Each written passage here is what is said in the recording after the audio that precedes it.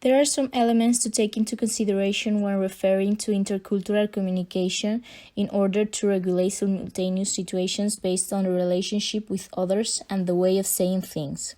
In this case, protocol and linguistic politeness are fundamental instruments that allow the creation of a suitable environment for the implied parts of a conversation. The reason why these aspects are useful come along with the cultural differences that appear in communication, which vary depending on the communicative event in which we encounter. Hence, for this paper, we want to focus on the opposed views found in diplomatic discussions and how some of these can interfere in international negotiations. Following the perspective of each cultural dimension, we aim to expose the power of culture when it comes to alien manners of conduct that threaten our public image in an interrelated world where connections have become essential to guarantee each state's well-being. Therefore, the topic revolves around the idea of dominance, beginning with a correct usage of the country's external instruments and skills of communication to create relationships among the globe so as to achieve a strong position worldwide. Some of these communicative elements could be the protocol and the linguistic politeness that participate in the elaboration of this greater process and conclude with the paper's objective.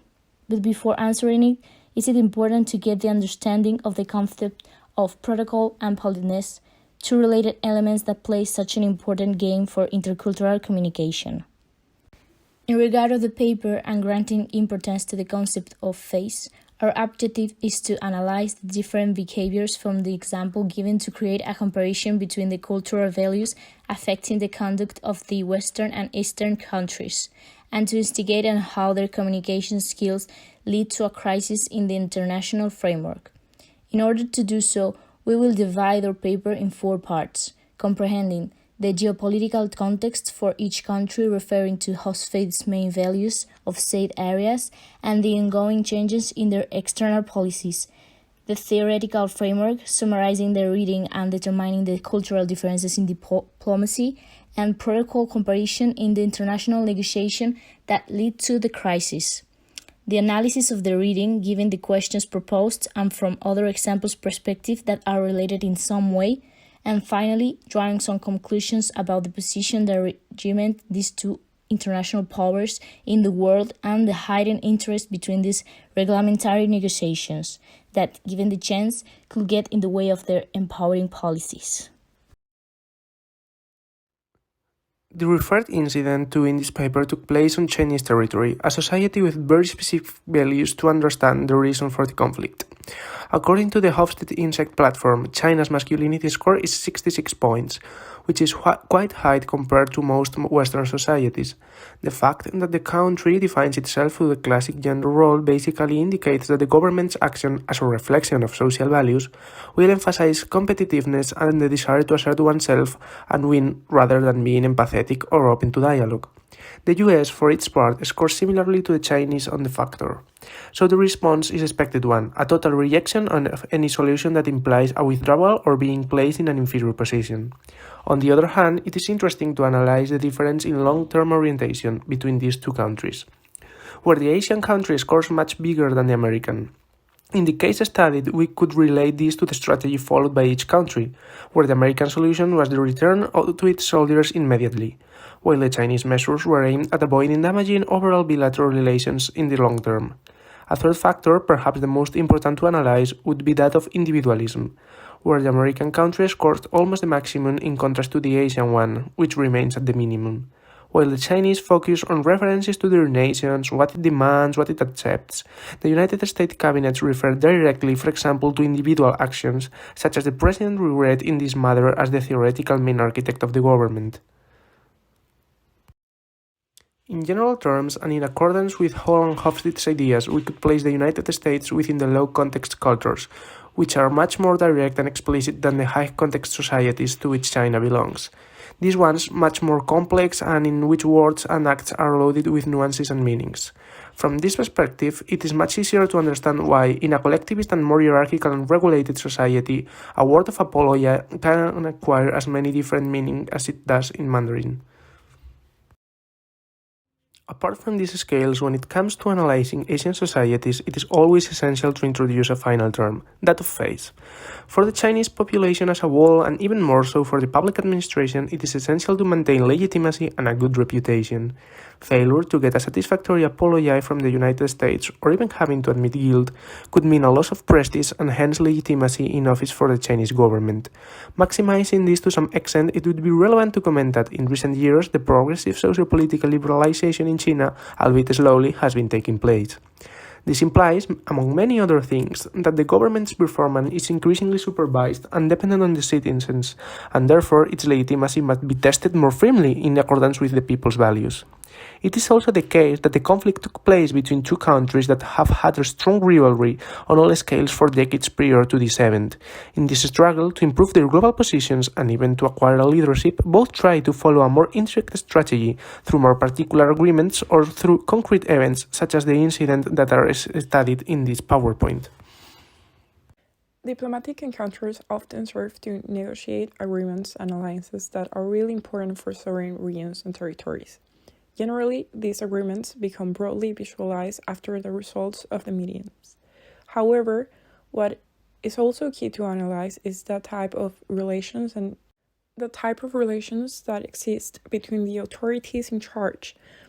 As we already know, it is often in details of these meetings where the prominent actions of communication and the success or failure of their negotiations are found. For these reasons, and throughout the history of international relations, and even more so with the ease of mass communication through the media and networks, many examples of clashes between states can be observed. Bearing in mind that each territory retains a phase influenced by its own culture and costumes, which is sometimes similar to the neighboring countries and generally tends to be more flexible when the counterpart of the encounter is an allied country. This is how one can see a notable difference between the states of the West and the East, and in turn dividing them according to their particularities and resources of power. Another more recent case of the active and tense relationship between the United States and China occurred in mid-November of this year. The reason was that China believes that the US is promoting Taiwan to become independent. Chinese President Xi Jinping has used a virtual summit with the US counterpart Joe Biden to warn that promoting Taiwanese independence will be playing with fire. The Chinese Ministry of Foreign Affairs said that some people in the United States intend to use Taiwan to contain China. This trend is very dangerous. It is playing with fire, and playing with fire must burn oneself, added the Chinese statement, published following the virtual summit. That is pretty provocative language to use in this type of setting, said Ryan Haas, who is a senior fellow in the foreign policy program at the Brookings Institution in Washington. The grounds why this meeting is substantial to take into account in relation to our case are, firstly, because in this issue the meeting between the two countries took place through a live and public virtual conference. Therefore, the authorities should be very careful with the words chosen. Secondly, because this type of meeting has gained recent popularity due to the pandemic since last year. The protocol and politeness during these types of meetings are still very new and with some unpolished scenarios. Thirdly, the connection between this case and the one seen previously goes back to the clash of powers, as President Xi indirectly demanded that the US counterpart take an official stance in his favor, and hours after it happened, he deployed military aircraft near Taiwan. This, once again, will be a nationalist demonstration and a peer-to-peer approach to his rival nation. A second example worth analyzing and different in that it is a huge power versus a relatively small state is the one of the European Union and Belarus. Since the arrival of hundreds of migrants at the edge of the Belarusian border with Poland, Warsaw and Brussels have accused that Minsk regime of orchestrating illegal people smuggling to put pressure to the European Union club in retaliation for economic sanctions imposed last year. The Prime Minister of Poland said this attack, which Lukashenko is conducting, has its mastermind in Moscow. The mastermind is President Putin, in an interview with the Belarusian state's news agency. Mr. Lukashenko said he was not a madam and knew what was at stake, but remained defiant, saying, "We will not kneel down." The Belarus Defense Ministry has accused Warsaw of violating agreements by moving thousands of troops to the border. Belarus insists migrants are arriving there legally and it is merely acting as a hospitable country. Russia has praised its allies' responsible handling of the border role and said it is watching the situation closely. As can be seen in this conflict, Belarus is making use of its geopolitical power and resources to destabilize the European Union. Although in this situation there is no punctual negotiation and the events occur on several months, the communication issued by the authorities involved seeks to impose the power that both represent against each other, being very clearly noticed in the strong statements and adjectives that they have towards each other. As can be seen in this conflict, Belarus is making use of its geopolitical power and resources to destabilize the European Union. Although in this situation there is no punctual negotiation and the events occur on several months, the communication issued by the authorities involved seeks to impose the power that both represent against each other, being very clearly noticed in the strong statements and adjectives that they have towards each other. Or in the case of the Prime Minister of Poland accusing and directly blaming Putin for what is happening. A clash that began as a migratory conflict on the Belarusian border with Poland is now challenging the stability of the European Union in several areas, and the language skills as well as the communication tools utilized until now are not the most assertive to relieve the tensions. As a conclusion, we can see in the different cases when it comes to disagreements or negotiations that the authorities certainly tend to use the tools available within the meetings to pressure the counterpart to accede to their demands. Those tools may vary according to the context, excusing themselves from questions of costume, as in the case of apologies due to language differences and their connotation in the culture, as well as in new situations for diplomatic relations, such as a virtual conference or the use of technology and geopolitical outreach to force an agreement in their favor.